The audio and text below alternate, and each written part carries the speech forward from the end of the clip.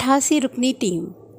وزیر اعظم کے مشیروں کی تعداد 83 ہو چکی ہے اور کہا جا رہا ہے کہ وہ تنخواہیں نہیں لیں گے، لیکن اس چیز کی وضاحت نہیں آئی کہ کیا وہ باقی مراعات بھی لیں گے یا نہیں۔ پاکستان اس وقت جن حالات سے گزر رہا ہے وہ ان عیاشیوں کا متحمل نہیں ہو سکتا۔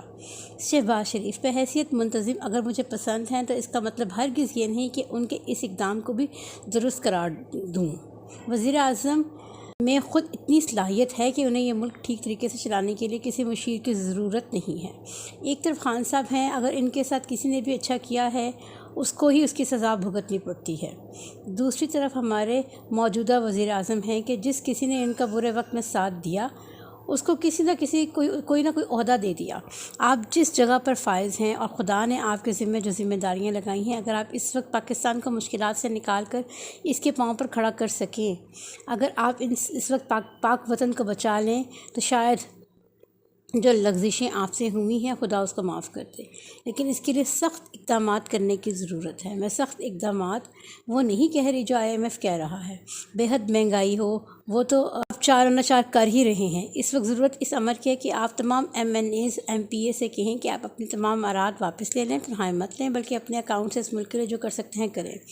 ویسے بھی پاکستان کو بہت کھایا گیا ہے، پھر بھی اللہ نے اسے سلامت رکھا ہوا ہے، کیونکہ شہباز شریف کے بارے میں سنا ہے کہ وہ سرکاری دوروں کے اخراجات بھی اپنی جیب سے ادا کرتے ہیں۔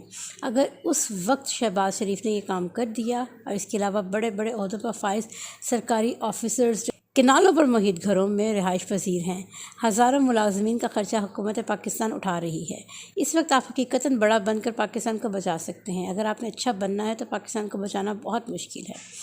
یہ مشکل قدم اگر آپ نے اٹھا لیا تو رہتی دنیا تک آپ کا نام رہے گا، لیکن اگر آپ سے یہ نہیں ہو سکے گا، پاکستان کو وہی بچا سکے گا جو یہ اقدام اٹھائے گا۔ یہ وہ عشق ہے جو آگ کا دریا ہے، لیکن وزیر اعظم تو ہر ایک کو خوش کرنے کے چکر میں پڑے ہوئے ہیں۔ دور فاروقی میں سربراہ مملکت کا رشتہ دار ہونا اسے کسی طرح ڈس ایڈوانٹیج پوزیشن میں رکھتا تھا۔ رشتہ دار ہونا تو ایک طرف اس کے دوست بھی دوسروں کے مقابلے میں خسارے میں رہتے تھے۔ ابن طلبہ نے اپنی کتاب آداب سلطانیہ میں ایک شخص کا ایک فقرہ نقل کیا ہے کہ ایک شخص سے کہا کہ میں تجھ سے محبت کرتا ہوں۔ اس نے جواب میں کہا کہ ایسا نظر آتا ہے کہ آپ میرے حق پہ کچھ کمی کرنا چاہتے ہیں، اس لیے معاف فرمائیے، مجھے اپنا دوست نہ بنائیں۔ دور ہی رہنا چاہیے۔ یہ ہیں وہ مقامات جہاں پہنچ کر انسان بے ساختہ پکار اٹھتا ہے، ایسا کہاں سے لاؤں کہ تجھ سا کہیں جسے